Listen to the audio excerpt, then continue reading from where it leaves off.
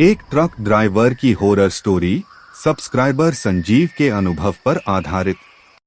मेरा नाम संजीव है और मैं पिछले 12 सालों से ट्रक चला रहा हूं। नॉर्थ से साउथ तक के हाईवेज, जंगल राउट्स और सुनसान सड़कों पर मैंने अपनी जिंदगी का आधा हिस्सा बिता दिया है। लोग सोचते हैं ट्रक ड्राइवर को डर नहीं लगता, पर सच ये है कि जो रातों को सड़क के साथ जीता है वही जानता है कि अंधेरा कितना बोलता है। जो मेरे साथ हुआ, उसके बाद मुझे यकीन हो गया कि हर रोड सिर्फ गाड़ियों के लिए नहीं होती। ये घटना दिसंबर की ठंडी रात की है। मेरा ट्रक स्टील रॉड्स से भरा हुआ था और डिलीवरी डेडलाइन के चलते मुझे रात में हाई निकलना पड़ा। राउट एक सिंगल लेन हाईवे का था, जिसके दोनों तरफ घना जंगल था। ना कोई ढाबा, ना बस्ती, ना हाई मोबाइल नेटवर्क।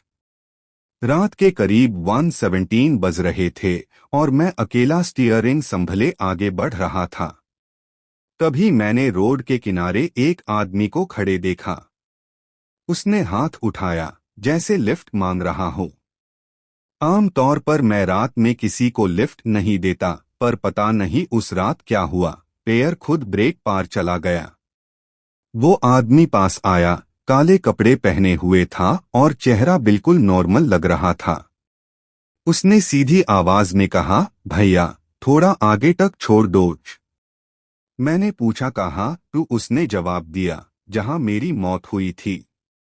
मुझे लगा शायद मजाक कर रहा है, इसलिए बिना ज्यादा सोचे मैंने उसे बैठने दिया। जैसे ही वो कैबिन में बैठा, अंदर का माहौल बदल गया। एसी बैंड होने के बावजूद सर्दी बढ़ने लगी। मैंने साइड मिरर में देखा तो उसका रिफ्लेक्शन अजीब था, जैसे थोड़ा देर से मूव कर रहा हो। कुछ देर तक हम दोनों छुप रहे, सिर्फ इंजन की आवाज और उसकी गहरी सांस सुनाई दे रही थी। फिर उसने पूछा, क्या मैंने कभी महसूस किया है कि रोड हमें पहचानती है? उसकी बात सुनकर मुझे अजीब लगा, पर मैंने कोई जवाब नहीं दिया। कुछ हाई डोर आगे एक शार्प टर्न आया, जहां एक पीली सी इमरजेंसी लाइट जल रही थी। जैसे हाई ट्रक उस जगह पर पहुंचा, स्टीयरिंग भरी हो गई और ब्रेक्स ने काम करना बंद कर दिया। तब आदमी ने धीरे से कहा, यही से मैं गया था। मैंने घबराकर उसकी तरफ देखा।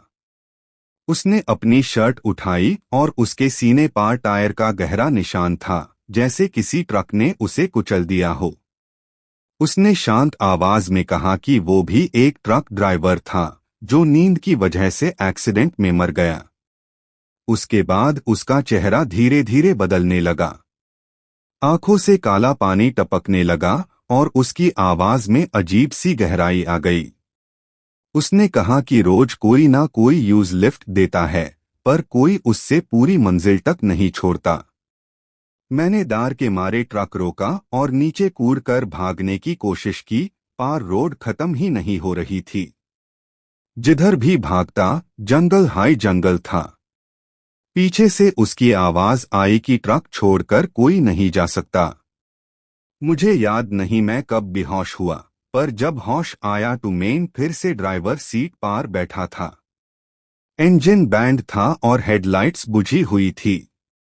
वो आदमी मेरे बिल्कुल पास बैठा था और धीरे से बोला, अब मेरी बारी है चलाने की।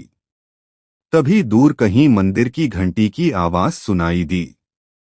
मैंने कांपते हुए हनुमान चालीसा पढ़ना शुरू किया।